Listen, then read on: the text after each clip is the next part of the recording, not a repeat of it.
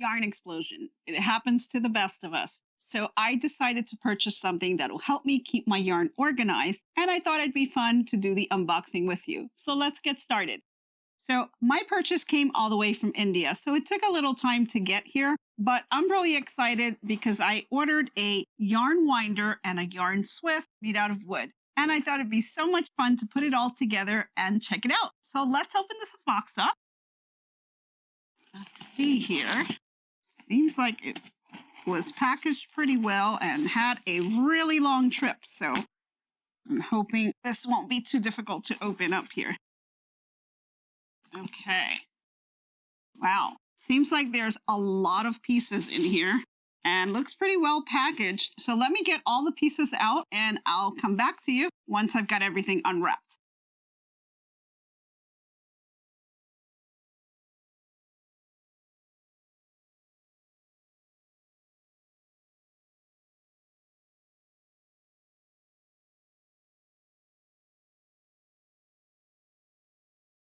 Wow, so it seems like there are a lot of pieces to this. And like I said, this came all the way from India. So I was just looking at the instructions. They don't seem to be like the best instructions, but they do have a lot of pictures on here. So we're just going to wing it and see what we can put together real quick. So my purchase was a yarn swift as well as the yarn winder, and everything is made out of wood. And one thing that it also included were these wooden crochet hooks, which I thought they were really beautiful. And the hand craftsmanship on this is really astonishing. So it looks like they put in a 4, 5, and 6 millimeter hooks. And I'll just give you guys a close up of that. I think that it's absolutely gorgeous. And I think this is really going to be a lot of fun to work with. Now, they also included 3 different picks as well. And the picks are not as, the craftsmanship is not the best, but it is just a pick. So it's just a working tool. So definitely, I think that, this would be really, really handy. And it will really be amazing for you to work with this stuff. Now, it does come in 3 different sizes. And let me just pull those back out here. So we've got a large, medium, and small sized pick. But like I said, they're just picks and they just help you, when you're doing your process here. So let's put these over to the side. The yarn bowl is actually gorgeous. I really love it. So I'm going to go ahead and put the crochet hooks as well as the picks over to the side here. And we're going to start putting this together. Off the bat, they did give me an extra pulley ring on here. And I guess that's for the yarn winder, which is nice to have an extra. So I'll definitely put that over to the side as well. And I also saw some yarn bobbins on here. And these are really neat to just wrap the small little pieces of yarn that you may have left over, and you can just wrap them onto these bobbins and they'll hold that in place for you. And that's just, another way of organizing yourself when you have these yarn explosions and just yarn everywhere. You definitely want to keep yourself organized and intact. So let's pull together the swift first, because I think that's probably going to be the easiest. And it seems like there's only 3 pieces to that. So I'll go ahead and grab the base. I'll move this over to the side here. You just make some space. Now, they don't have any labels on the parts themselves, so I'm not sure what they're called, but we have a base here, and the base seems to have some things on the bottom, which is nice so that your furniture doesn't get scratched up, since you can move it around, and it seems like it will be protecting any surface that you put it on. And this part here, we're just going ahead and screw it in, which is kind of nice because I don't need any additional tools to help put this together. So I'll go ahead and screw that in. Okay, relatively tight there. Then we have the swift. This is the umbrella itself. Now they do pull out. You can see those. And they're adjustable. So I guess this will just go sliding in here. Now I'm making sure that I have these little picks, I guess you would call it, facing up, because that would be able to catch any yarn that would possibly fall off, especially when you're getting towards the end of the project. So go ahead and put that here. And I believe this little knob here would go on the top. Loosen that up. and then you would just tighten it. So if you are putting your yarn in, you can just tighten that here, and then you would just kind of expand it or contract it depending on, what you're doing with the Swift at the time and when you're ready to put onto your project. I think that was pretty easy to assemble. Looks really nice. So that's great. So now let's move over to the yarn winder. And the yarn winder is pretty simple. It's like a piece of wood here. It's got the handle and it will turn this as you go, which is really nice. So this doesn't have too many pieces as well. Now it did give me the clamp. So it looks like this is what you would use to clamp onto your table, which is really great because as you're turning this, if you clamp it down to your table, this would not be moving around as much. You wouldn't have to worry about that. So let me see.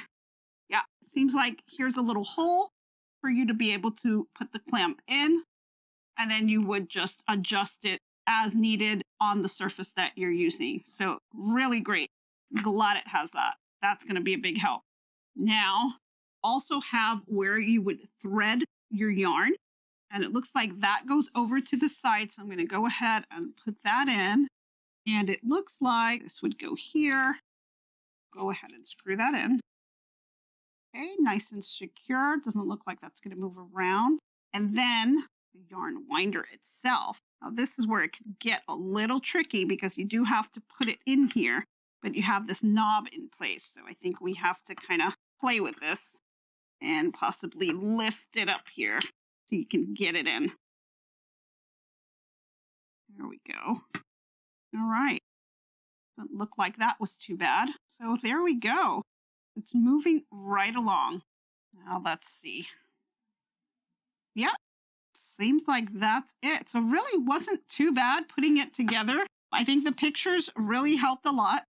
Although the actual directions on here are not the best, but it's just coming from all the way from India. So that's okay. As long as the pictures were good, I was able to kind of follow it along. So here we have our Swift and our yarn winder. So I actually think this is a really beautiful set. Love the craftsmanship of this. Looks like it's going to last a really, really long time. So definitely something that I look forward to working with. So let me just grab some yarn and let's see if we can wind up some yarn. Okay, now, like I said, I have quite a mess on here, but let's see how far I can get without this tangling on me. So first thing I'm going to do is to take the end of my yarn, and there is a little notch, and all yarn winders will pretty much have that notch in there. You're going to want to insert the yarn inside, and then you're going to want to start this. And I'm going to have to turn this around just so I can see what I'm doing here. And then move this over. We're going to want to put this in here.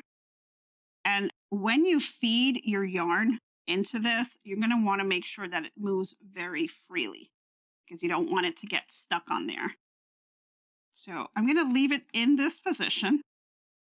And I do have my little yarn explosion on the side here. Now, if I were using a hank, and by a hank, I'm talking about something like this. When you have yarn that you purchase on a hank, you do need to use it on your yarn Swift in order to wrap it into the ball. And once you have that wrapped up into the ball, then you're able to use it on your project.